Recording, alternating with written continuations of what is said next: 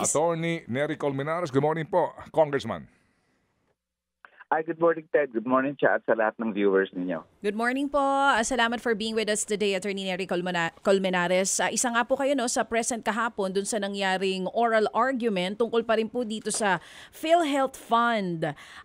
Dun sa nangyaring kahapon, ano po sa tingin niyo ang pinaka-importanteng punto na natalakay na dapat malaman po ng publiko? Kailangan tahiin kasi yung kwento ng mula kay Justice Amy Javier, kay Justice Antonio po at kay Justice Dima Ampao, no? So yun yung ang kwento. So ang unang major issue doon, may sobra pala pera at yung solusyon nila ay kinuha ng Department of Finance para sa program fund. Congressman, medyo tayo po lamang naputol. Tayo lang naputol tayo, Congressman. Kayo ba'y mobile o stationary? Medyo mobile ngayon, Ted. So siguro in a minute or two, baka makapara na kami. Skyway kasi ang hirap pumara dito. Opo. Sige. Yun lang. So let's just try it again. Sige po. Go ahead, sir. Opo. Sige. Sige, so yung nagsimula ito nung kinuwento ni at tinanong ni Justice Amy, bakit political negotiation ang budget nyo? Kasi parang humingi pa kayo ng negosasyon sa mga congressman, mga senador. Nakalaan naman sa batas na 40% ng state taxes sa inyo o 50% ng government share sa PAGCOR sa inyo, sa PhilHealth. So ano pang doon? So baka ang lahat Congressman. Opo. Yes. Hello. Sir, hintayin po namin kayo. Medyo napuputol. Hintayin namin kayo na medyo kayo'y humimpil para maganda pong ating diskusyon ha kasi importante ito para mas maintindihan po. Sige. So, abangan po namin ang inyong pong senyales. Opo. Okay. Sige, mga 2 minutes siguro. Sige po. Okay, sige. Thank you po, Congressman Nery. Sandali lang po Ang mainam nga po kasi dito, yung pong mga pinanggalingan na po ng unang oral argument, no, mula po kay Justice Javier na mga pagtatanong at saka diskusyon hanggang dito po kay Justice Dima Ampao. Yung nga pong maayos din po naman po ang kanya pong pagtatanong at siya din po mismo may handa siya na presentation doon na visuals. Ang kagandahan po nga kasi dito, ito pong mga maestradong ito, bagamat hindi po agad-agad, di ba? Nagbibigay po ng sabihin na po natin ng schedule para sa mga gantong oral argument. Ang next nga po ay April 29 pa Yes. Di ho ba? Pero ito mga kapatid, nanggaling pa ito last year. So, kaya nakapag-transfer na ng pondo. Hayaan na po natin. Kung hindi pa ho nga nagkaroon ng panibagong motion yung dating maestrado na si Antonio Carpio, tsaka lang sila nag-issue ng TRO doon sa remaining balance, di po ba? Hindi na ho bale. Nandyan na yan. Pero if you observe, ito mga maestrado, kapag sila nagtatanong na preparado, kapag sila po nagtatanong na detalyado, kapag sila po nagtatanong na talagang may presentation pa silang pinihahanda para mas maintindihan, kumbaga pinag-aralan mabuti yung issue.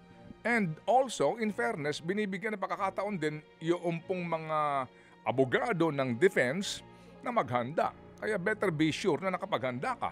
Kasi magmumukha ka talagang medyo napag-iiwanan. Kapag tinatanong ka na at alam mo nang hindi ka makasagot. No? Opo, yun pong kagandahan po naman dito. So pinaghahandaan. Hindi katulad sa mga congressional inquiries na atin napapanood kadalasan, wido-wido, di ba? Kailangan lang doon para bida ka tataas mo lang yung boses mo Magagalit-galit ka lang bida ka. Pagagalitan mo lang yung mga nando, pagbumurahin mo lang sila. Tsaka syempre yung non-stop contempt. Di ba? Ganun lang. Ganun lang. Kung ako, magre-red lipstick lang ako doon tapos magsusungit-sungitan ako. Kunwari, na-late ka ng gising, no? Hindi ka nakapag-aral. Kaya, kunwari, pinagtatanggol mo yung mga consumers. Yan. Pinaglalaban mo ang taong bayan. Pagagalitan mo sila ng pagagalitan kasi wala kang kahawak-hawak ng anumang impormasyon detalye. Basta lagi ka lang galit. At also, doon po din sa doon din sa Supreme Court, they also ask the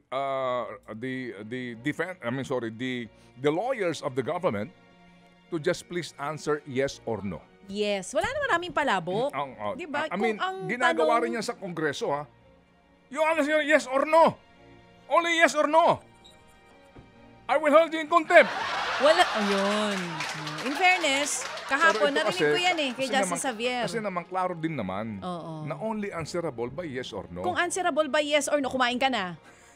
Yung kung yung kumain ka na, yes or no lang ang I'm sagot. still yes or no. Oh, ganun lang. Okay, ito na. Ito na, nasa Sige, linya. so balikan natin from the top.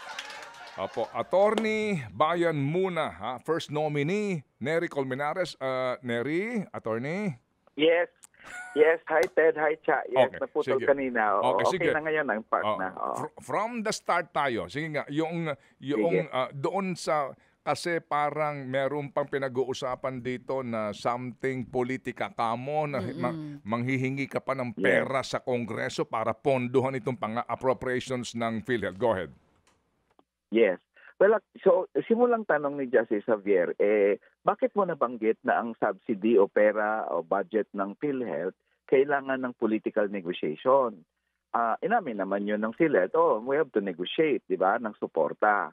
Nakapagtataka yun kasi may batas na nagsasabi na 50% ng government share sa PAGCOR, 40% ng taxes sa syntaxes, pupunta sa PhilHealth. Sa ano pa i-negotiate mo? Nag-trigger yan kay Justice ko. So, pag humingi kayo ng budget sa Kongreso, ano ang inyong formula? Kung baga, paano niyo kinakalculate yung kailangan nyo? Ang sabi ng PhilHealth, binabase namin sa premium ng indirect contributors. Ibig sabihin, kung 36 million yung indirect contributors, mga indigent, mga senior citizen, tina-times namin sa premium. Base sa premium, kung 100 pesos per indirect beneficiary, o hindi times 100, di ba? So 3.6 billion ang hingi. Nagguluhan si Justice ko. Sabi niya, hindi niyo kinakalculate yung pangangailangan niyo talaga na benepisyo ng mamamayan kasi maraming sakit na hindi niyo nakukover. Yung nakukover na sakit naman, kakarampot lang naman ang nakukuha ng members nyo sa ospital at kaliit. So bakit hindi nyo yan sa inyong budget? Diba? Yan ang basis nyo. Bakit premium ang batayan nyo? Yun ang hindi masagot ng Ang sagot niya doon in the end, sabi niya, hindi po kami pwedeng humingi ng malaki pang budget kasi mahina ang aming absorptive capacity. Anong ibig sabihin? Hindi namin kayang gastusin. Bakit? Kulang kasi kami ng tao, yung mga ganun na yung mga dahilan. So, nagtaka lalo ang Justice kasi maraming benepisyo, hindi yun nabibigay, marami pala kayong pera, pero hindi nyo kayang gastusin o di nadihado ngayon yung miyembro nyo. Kasi may pera naman pala para sagutin yung ospital niya, pero hindi niya kasi, wala kasi kayong tao, kulang. O di, anong nangyari dyan? May unutilized subsidy daw sila. Yun ang term kahapon na sinabi nila, unutilized subsidy. Ibig sabihin, budget ng gobyerno na hindi nila nagamit. Ngayon, ang tanong ni Justice ko, and later on ni Justice Lim Ampaw din, o di i-utilize nyo yan, di ba? I-utilize nyo, gamitin nyo, dagdag nyo sa benepisyo, etc., etc. Hindi po, kinuha po yun ng DOF para sa program funds. Doon medyo si Justice ko. Ang solusyon dyan, sabi niya, o di mag-hire kayo ng dagdag na tao, dagdagan nyo ang absorptive capacity nyo para dumami ang benepisyo sa miyembro. Ang solusyon nyo pala, hindi nyo magamit kasi hindi nyo kayang gastusin, ibigay nyo sa program funds para sa tulay. O hindi, parang yun, grabing parang kasalanan nyo yun. May diferensya ang administrasyon, may problema ang board nyo, i-overhaul kayo dapat kung ganun ang solusyon nyo. Ang sagot nila, we agree with you, Your Honor. Tama po kayo, kaya dapat instead na ibigay sa kung saan pa, gamitin na lang sa benepisyo at yun daw ang ginagawa nila ngayon sa ilalim ng administrasyon. So sabi ni Justice ko, so nag-agree kayo na dapat sa benepisyo. Opo, agree kami at hindi dapat doon sa program funds. O di isoli nyo. Ayon ngayon pumasok, Ted.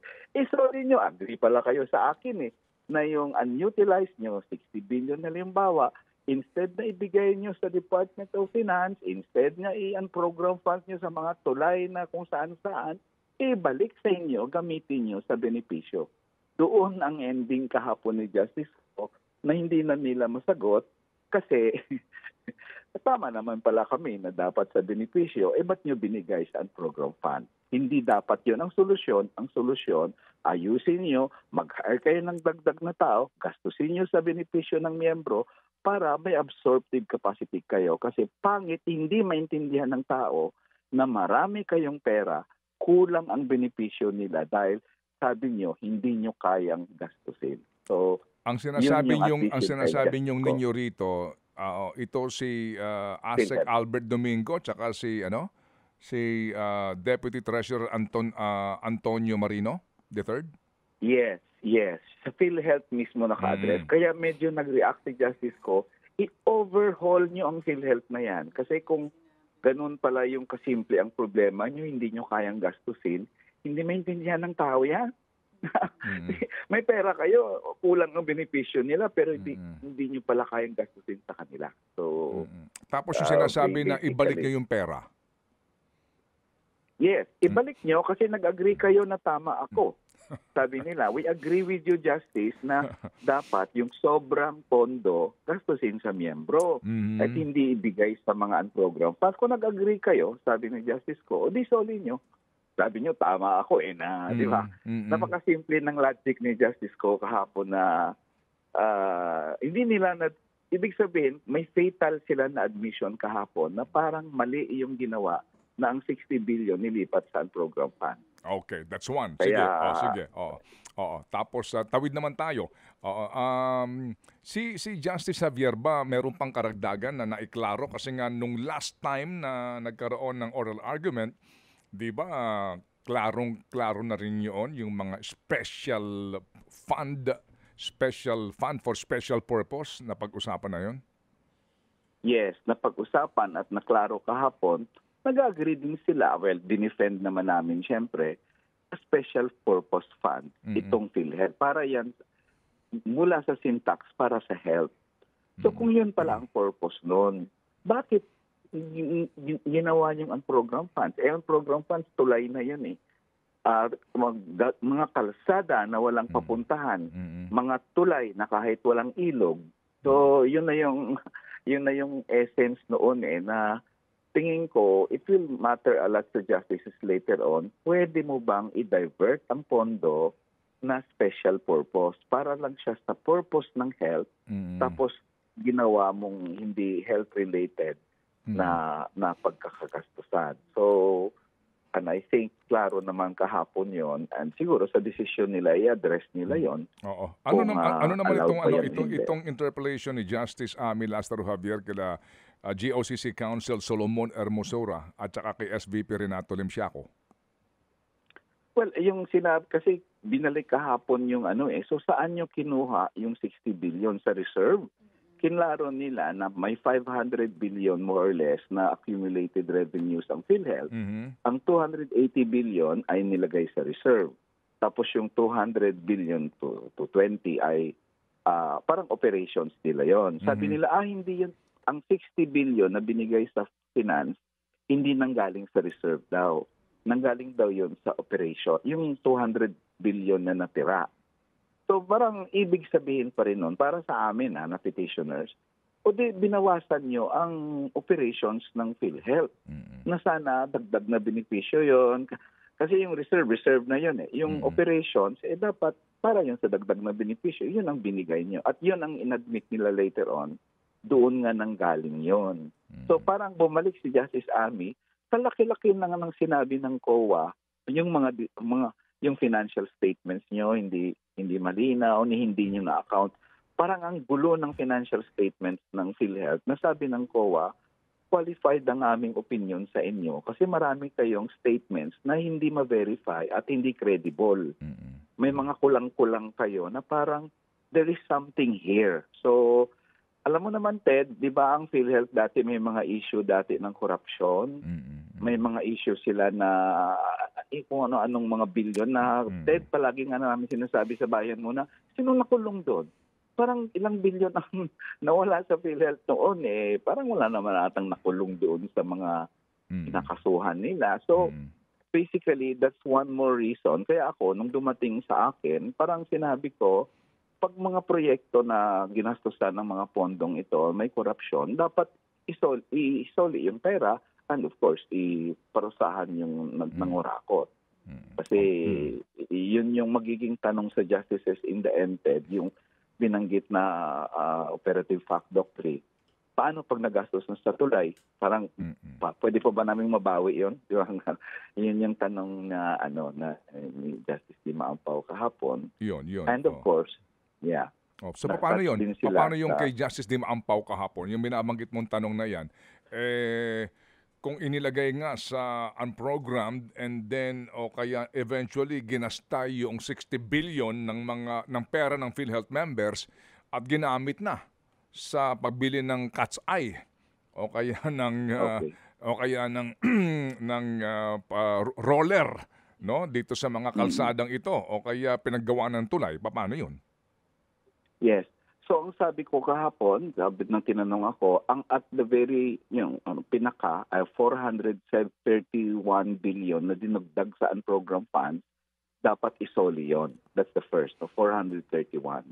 Ngayon, pangalawa, yung buong 89 billion ng PhilHealth, yung 60 isoli, pati yung natirang 29, huwag nang kunin yon. So yung buong 89 billion sa PhilHealth na yon. Isoli ang kung magkano man ang kinuha niya sa PhilHealth, isoli yun sa PhilHealth. Kahit nagastos na, kasi bad faith yun sa akin. Bad faith talaga yung ginawa nila sa PhilHealth. And of course, yung sa PDIC na 100 billion, dapat isoli yung mga yon. So basically, yun yung posisyon namin na isoli. Ngayon, it's up for the respondent to claim sila ang ay nagastos na sa tulay. O di explain nyo, bakit nyo ginastos? Good faith? Kung may TRO na TED, tapos ginastos pa rin nila, hindi pwedeng sabihin nilang hindi na pwedeng isoli yun. O, isoli nyo yun. O, yun yung ending kahapon kasi void yun TED yung 431 billion na dinugtong nila sa unprogrammed fund. Kasi sabi ko kahapon, ayon sa konstitusyon, ang Kongreso, sabi ng Constitution, the House of Representatives, doon mag-originate ang budget. That's the first. Ang second, the Senate may propose amendments to the budget. Yung unprogrammed funds, 281 billion ang recommended ng Presidente, 281 billion yung in-originate ng House, at 281 billion din ang Senado. So walang pinropose na amendment ang Senado. The same lahat Ngayon, kung yun ang nakalagay sa Constitution, only the House can originate a budget item. Sa kanila magmula dapat yung item na yon. Dito yung BCC, yung BICAM, ang nag-imbento ng 431 billion. Nag-propose ba ang Senado ng amendment sa bill ng House? Yung wala naman. Pareho lang 281 pa rin. O sino nag-propose ng amendments? BCC. Wala kayong poder na mag-propose ng amendments dahil bagong items yung mga yon. Unconstitutional yon. Kahit ni-ratify pa yung TED ng Kongreso, hindi yun, it cannot cure an unconstitutional act kasi devoid sila of power. So yun ang argument ko. Wala silang poder kasi minsan may nagsasabi, ni-ratify ng House, ni-ratify ng Senate. So yun yung sinabi ko kahapon. And yung last na point kahapon was Solgen Guevara. Ito yung crucial na question ngayon, TED. Sabi niya, yung paglobo ng unprogrammed appropriation, hindi naman naka-apekto sa budget yan Walang budget deficit yan So okay lang yun. Kasi unprogrammed din naman yan magagastos kung walang loan. Hindi naman yan magagastos kung walang extra revenue. So it does not contribute to budget deficit. Then, ang sasagot ko sana doon, at sasagutin ko rin later on yun, nagko-contribute ang unprogrammed appropriations sa deficit. Kasi for every loan you have, may government counterpart. So kung 300 million yung isang loan o 500 million halimbawa, ang government counterpart ang 100 million, o di kung nilobo mo yung loans, o di ang government counterpart tumobo rin. Ang pangalawa at pinaka-crucial, TED, ito TED sa ito yung buong kwento dito. Sa aking pagtingin, ito na yung analysis namin as petitioner. Maraming proyekto ang mga legislators na PET projects, mga tulay nila, mga kalsada nila. Hiningi nila sa liderato na pwede ba mapasok sa program. Wala na puno na yung program Pwede bang ilipat saan program yung program? Ayun. So, lipat sila ng Metro Manila Subway from program, nilipat saan program. O di pasok ka, halimbawa 42 billion yung Metro Manila Subway, pasok ka ng 42 billion worth of projects. O ilipat yung North-South Railway saan program. O pag 12 billion yun, pasok ka ng 12 billion na pet project mo na tulay o kalsada o whatever. In the end, Ted, sa sobrang lipat nila ng lipat, hindi nila napansin na 431 billion na ang nalipat sa program to accommodate fiscal space ang tawag ng DBM dyan. To accommodate the 431 billion din na pet projects ng mga legislators. Problema nila ngayon, lumobo si program fund. Saan natin kukunin? Lumobo na kunin natin sa PhilHealth. Ayon. Kunin natin sa PDIC. Kasi umangal na siyempre si DOTR. Sabi ni DOTR, teka muna, yung Metro Manila Subway, importante sa amin yan Inilagay nyo sa program, baka naman di na maano yun. Okay. At sige, hanap tayong pondo. So, Ted, lumobo ang budget deficit by 431 billion dahil naglagay kayo ng kung ano-anong proyekto nyo sa program appropriation, nilobo nyo ang program appropriation, grabing budget deficit yun, Ted. So that's my analysis. Bakit lumobo ang program appropriation nang bigla? Kasi sabi siguro, pwede ko bang ipasok to? Teka muna, hintayin mo sa BICAM. Huwag mo muna ipasok dito sa debate sa Kongreso, sa second or third reading. Huwag mo muna ipasok. Kasi magkakagulo tayo dyan Siyempre, maraming sabi, bakit diba? So nilagay sa BICAM ngayon ang naglagay kasi hindi na yan mapansin masyado. Ano na lang yan, eyes and nays na ng pag-ratify niya. Okay. Sige. So it increases the budget deficit. Kaya nga ito konektado ito, no? Itong PhilHealth doon sa program, no? Itong petition ninyo, right? At nabanggit nga din yung kahapon doon sa interpellation ni Justice Dima Ampao, right? Correct. Yan ang sinasabi mong posisyon mo. Si Justice Dima Ampao din nagtanong kay Solgen nga dito nga sa program appropriations from the original proposal of the executive na lumobo ng lumobo. May idinidepensa dito si Solgen, di ba? Sa pagtatanong ni Justice Dima Ampao. Ano ang iyong analysis doon sa questioning ni Justice Dima Ampao? Ang nakalagay kasi sa konstitusyon, Congress may not increase the appropriations recommended by the President. Ngayon, nang lumobo yung unprogrammed funds, lumobo ang budget. Nag-increase. So, ang natanong sa akin, sinagot ko, of course it increased. It violates the Constitution. Yung tanong kay Solgen, did it violate the Constitution? Sabi niya hindi. Kasi ang unprogrammed appropriation, hindi yan part ng appropriation na nire-recommend ng President. Hindi ko alam kung saan niya kinuha yun. But anyway, hindi naman yun nag-i-increase ng budget deficit. Ang reason kasi, Ted, kung bakit nakalagay sa konstitusyon na hindi pwedeng i-increase ng budget ng Kongreso ang budget ng Presidente, ang rason ng framers, yung gumawa ng konstitusyon, pag gumagawa ang Congressman ng i-increase niya, baka lumobo ang budget. Wala naman silang alam ang Presidente nakaalam ng resources, ano bang operations ng government, etc. So hanggang dito lang ako, 3 trillion. Sa ginawa nilang 4 trillion, may budget deficit na hindi man naman nila alam, di ba? So yun ang sagot niya kahapon, na ang counter ko sana, kung nakasagot ako, nag-i-increase siya ng budget deficit. At hindi lang TEDA, pati utang natin mag-i-increase kasi pag nag-i-increase yung budget deficit mo, utang ka na naman And 15 trillion na yung utang natin. So, grabe ang impact ng budget na to sa pamamayang Pilipino. Hindi pa lang natin napansin sa ngayon. PhilHealth ang napapansin natin ngayon. Okay. Kasi nga din si Justice Dima Ampao, sinabi niya, yung records ng komisyon nung pinag-uusapan ito, binanggit niya kahapon, Oo, kung bakit nga, bakit yun ang provision na hindi ka pwede lumagpas sa proposed budget nga, may wisdom behind it, no? Oo, na hindi mababaon sa utang ang gobyerno. Okay, so Yes. paano ang ending kahapon? Ito lang, Tsa, ano, kung may tanong ka pa, kasi din kahapon, parang nadiinan na rin yung mga definition ng accumulated revenue, reserve, surplus, excess.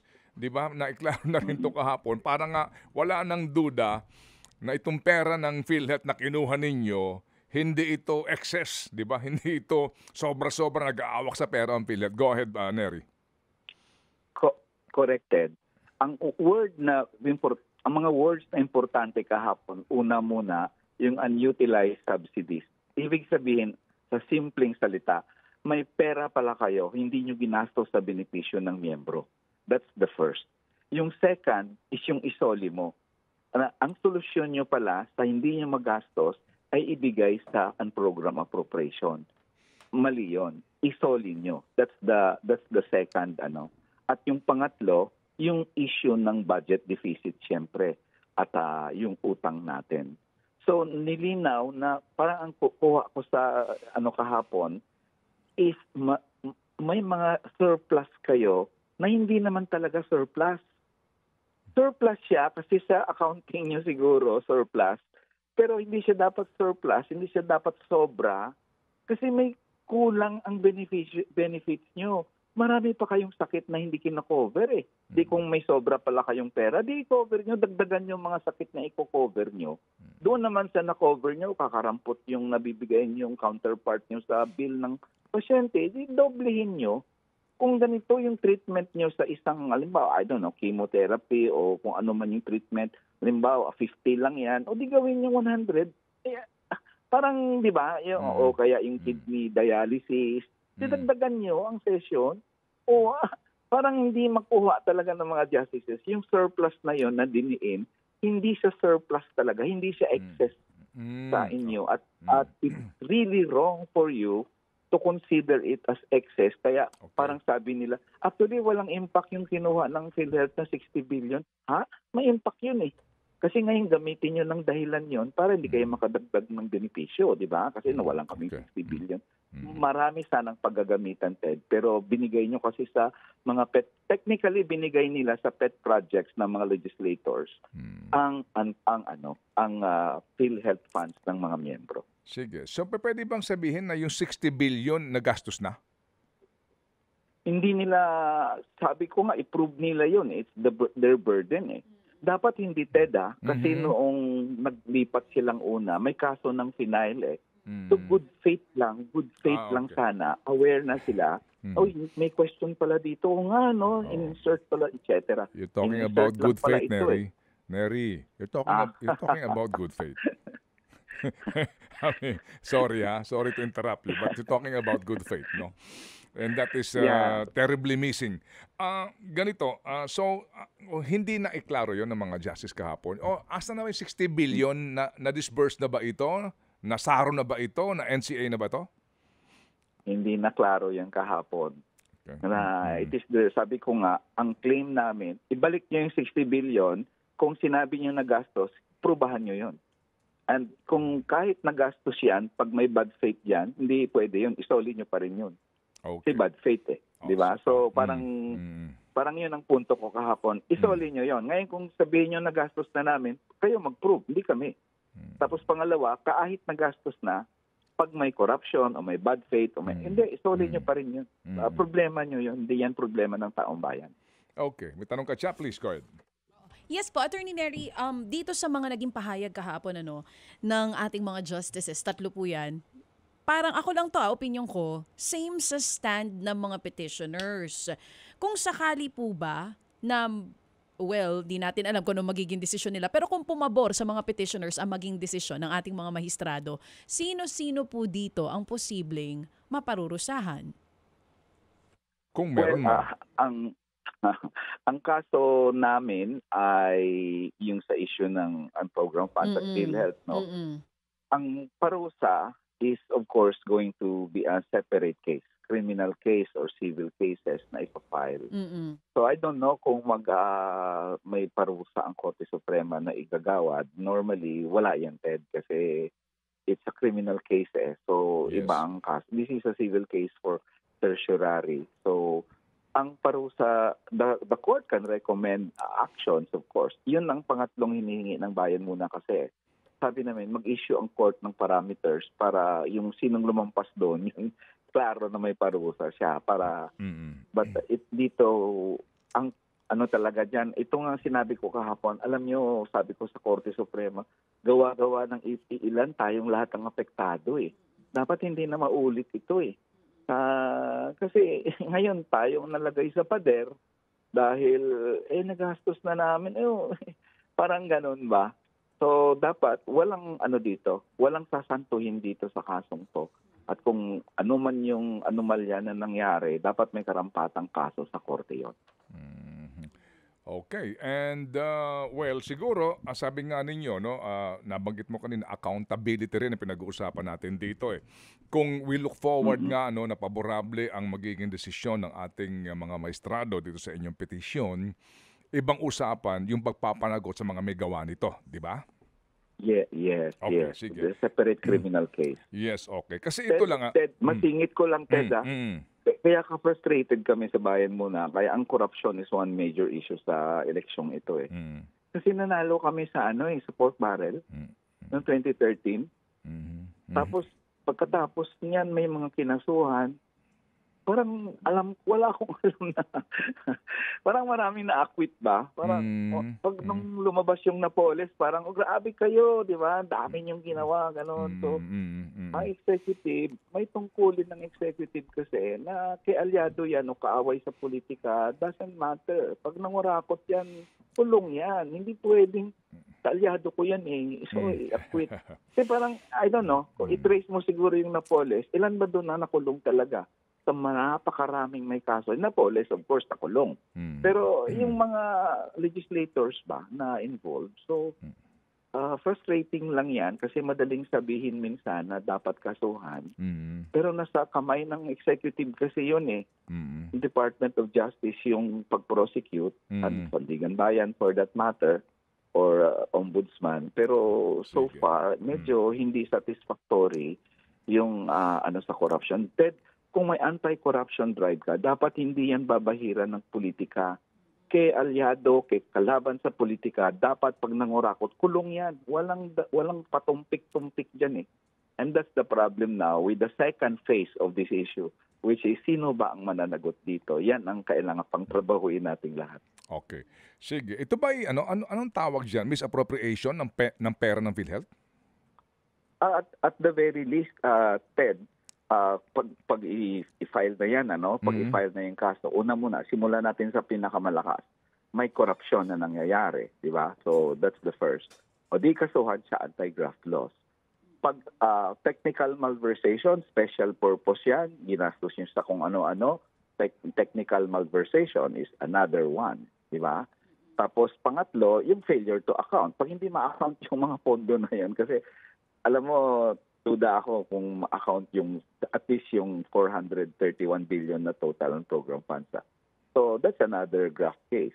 So depende sa circumstances niyan, at the very least, para sa akin, pag may nakalaan na purpose ang isang public fund at ginastos mo sa iba, at the very least, technical malversation yan. Okay. Ang kaso sa iyo. Sige. So, one at a time, kumbaga, no? Dito sa mga... Kasi dapat dito dapat hindi na ito maulit, no? Kung sakasakali nga kasi, jurisprudence na yon, no? Bawal mong galikutin yan, no? Itong pera para specific yan sa kalusugan ng mga Pilipino, period. Pero yung mga gumawa nito, di ba? Paano magtatanda yon, di ba? Kung sakasakali nga wala namang maghahabol sa kanila. So, at the end of the day, bayan muna pa rin na maghahabol dito. Yan ang problema namin, Ted. Hindi namin kaya bulin lahat yun. Okay.